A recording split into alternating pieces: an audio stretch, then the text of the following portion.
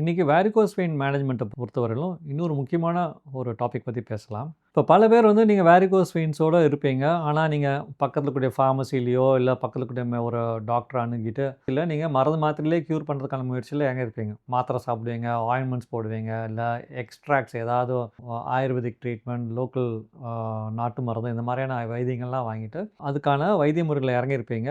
அது உங்களுக்கு வந்து உங்களோட வாழ்நாளில் நீங்கள் அதோடய கூட மேனேஜ் பண்ணிட்டு இருந்திருப்பீங்க. அதாவது தொந்தரவு இருக்கும், இருந்தாலும் இனிஷியலாக உங்களுக்கு வந்து நீங்கள் உங்களுக்கு வேணுங்கிறத அது உங்களுக்கு கொடுக்கும். அதாவது உங்களுக்கு அந்த தொந்தரவுக்கான ரிலீஃப் கொடுக்குற மாதிரியான ஒரு சிச்சுவேஷனோட நீங்கள் பல ஆண்டு காலமாக கூட நீங்கள் அதை மேனேஜ் பண்ணிட்டு இருந்திருக்கலாம். ஓகேங்களா. ஒரு மைல்டாக சிம்டம்ஸ் இருக்கவங்களுக்கு இந்த மாதிரியான மருந்து, மாத்திரை, ஆயின்மெண்ட், நாட்டு மருந்து, ஆயுர்வேதிக், சித்தா வந்து உங்களுக்கு உதவிகரமாக இருக்கும். பட் இந்த மாதிரியான மருந்துகள் வந்து எவ்வளோ நாளைக்கு உதவிகரமாக இருக்கும், எப்போ அதுக்கு மேற்கொண்டு உதவி செய்யாது, மேற்கொண்டு தொந்தரவுகள் அதிகமாகிட்டு எப்போ கேட்காதுங்கிறத பற்றி உங்களுக்கு தெரியணும். அதோட லிமிட்டேஷன்ஸ். ஓகேங்களா. நீங்கள் சாப்பிடக்கூடிய மருந்து அது உண்மையாலுமே உங்களுக்கு வெயின் உள்ளாரக்கூடிய வியாதியை குணப்படுத்துறதுக்கான அந்த வைத்தியம் வந்து கண்டிப்பாக அதுதான் உங்களுக்கு அது பதிலாக அப்படிங்கிறதும் உங்களுக்கு அந்த மருந்தை பற்றி தெரியாமல் நீங்கள் இருந்தீங்கன்னா அதோட லிமிட்டேஷன்ஸ் உங்களுக்கு தெரியாது. எப்போ வந்து மேற்கொண்டு ப்ராப்ளம் உண்டு பண்ணலாம், இந்த மருந்து மாத்திரை வேலை செய்யாமல் போகக்கூடிய வாய்ப்புகள் இருக்காங்கிறத பற்றியும் அதை பற்றி தான் நம்ம இந்த வீடியோவில் பேச போகிறோம்.